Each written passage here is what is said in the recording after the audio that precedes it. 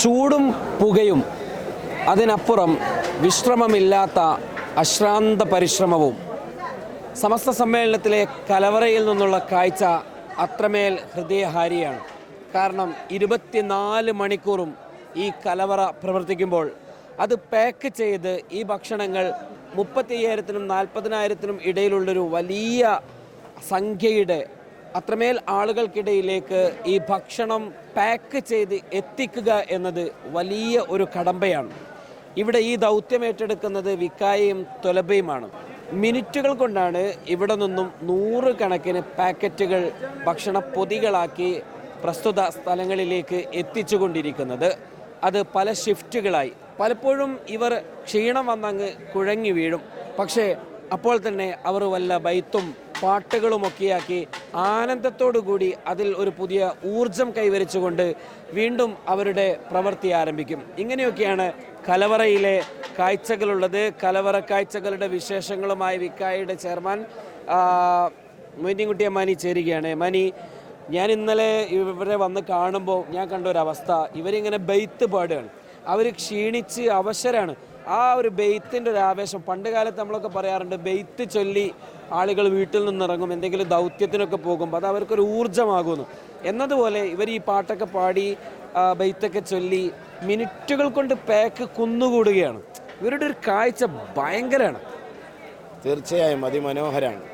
സമസ്ത കേരള ജമിയത്തുൽ ഉലമയുടെ 100ാം വാർഷികത്തിനോടനുബന്ധിച്ച് നടക്കുന്ന ഈ ഒരു 10,000, 20,000, 30,000, ഇപ്പോൾ 40,000 എന്ന സംഖ്യയിലേക്ക് പഠിതാക്കൾ ഒഴുകി വരുമ്പോൾ അവർക്കുള്ള സേവനം ചെയ്യാന്നുള്ളതാണ് ലക്ഷ്യം. അവർക്കുള്ള ഭക്ഷണം ഇവിടെ ഒരുങ്ങിക്കൊണ്ടിരിക്കുന്നു. ഇവിടുത്തെ കിച്ചൺ വർക്ക് ചെയ്യുന്നത് ഏതെങ്കിലും ഒരു സമയം 24 മണിക്കൂറാണ്. ഇവിടുത്തെ പാക്കിങ്ങും സൗകര്യങ്ങളും നടക്കുന്നത് 24 മണിക്കൂറാണ്. വളരെ കൃത്യമായി മനോഹരമായി അത് നിർവഹിച്ചുകൊണ്ടിരിക്കുന്നു. SKSSFൻ്റെ വിക്കായയും തൊലബയും അടങ്ങുന്ന പ്രദേശവാസികൾ അടങ്ങുന്ന 3313 വളണ്ടിയർമാരാണ് ഇതിന് നേതൃത്വം നൽകുന്നത്. അവരെ റൊട്ടേറ്റ് ചെയ്യാണ്. രാവിലെ ഒരു 300 ആളുകൾ അത് പാക്ക് ചെയ്യുന്നു. അവർ മാറി ഉച്ചയാകുമ്പോൾ അടുത്ത 300 ആളുകൾ വരുന്നു. അവർ മാറി രാത്രിയാകുമ്പോൾ അടുത്ത 300 ആളുകൾ വരുന്നു. ഉറക്കവും വിശ്രമവും മാറ്റിവെച്ച് എല്ലാം മാറ്റി പാടിയും പറഞ്ഞും രസകരമായിട്ടാണ് ഇവരിത് ഏറ്റെടുത്തിട്ടുള്ളത്. അവസാന ദിവസത്തിലേക്ക് കടക്കുമ്പോൾ ഒരാളുടെ മുഖത്ത് പോലും ക്ഷീണമില്ലാത്ത വിധം മനോഹരമായി നിർവഹിച്ചു കൊണ്ടിരിക്കുന്ന കാഴ്ചയാണ് കണ്ടുകൊണ്ടിരിക്കുന്നത്.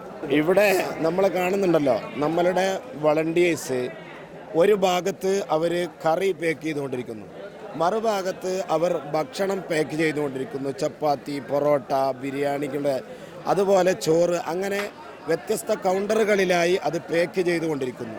ഒരാൾ പാക്ക് ചെയ്യാനുള്ള കവറുകൾ ക്ലിയർ ചെയ്തുകൊണ്ടിരിക്കുമ്പോൾ മറ്റൊരാൾ അതിൽ കറി ഒഴിക്കുന്നു. അത് മാറ്റി വെക്കുമ്പോഴേക്ക് മറ്റൊരാൾ അത് ഡ്രബ്ബർ ഇട്ട് കൊടുക്കുന്നു. ഒരിടത്ത് ചോറ് പാക്ക് ചെയ്യുന്നു, ഉടൻ തന്നെ അത് ഡ്രബ്ബർ ഇടുന്നു. ഒരു ടീം ഭക്ഷണം പാകം ചെയ്ത സ്ഥലത്ത് വെച്ചുകൊണ്ട് ഓരോ കൗണ്ടറുകളിലും ഭക്ഷണം ഒഴിയുമ്പോഴേക്ക് അവിടെ ഭക്ഷണം എത്തിച്ചുകൊണ്ടിരിക്കുന്നു. എവിടെയെങ്കിലും പോരായ്മയുണ്ടെങ്കിൽ അത് പരിഹരിക്കാൻ ലീഡർമാർ ഓടി നടക്കുന്നു. അത് കഴിയുമ്പോഴേക്ക് വിതരണം ചെയ്യാനുള്ള വളണ്ടിയേഴ്സ് എത്തുന്നു വാഹനവുമായി. വളരെ പെട്ടെന്ന് ക്യാമ്പ് സൈറ്റിലേക്ക് ഭക്ഷണം എത്തിച്ചു കൊടുക്കുന്നു. അവിടെ അതെത്തുമ്പോഴേക്ക് അടുത്ത വളണ്ടിയേഴ്സ് ഈ 40,000-ഓളം വരുന്ന ക്യാമ്പ് പ്രതിനിധികളിലേക്ക് സിസ്റ്റമാറ്റിക്കായി അരമണിക്കൂർ എന്ന രീതിയിൽ അതിനെ കൃത്യമായി വിതരണം ചെയ്യുന്നു. ഇങ്ങനെ ഒരു കൃത്യമായൊരു ചെയിൻ സംവിധാനം.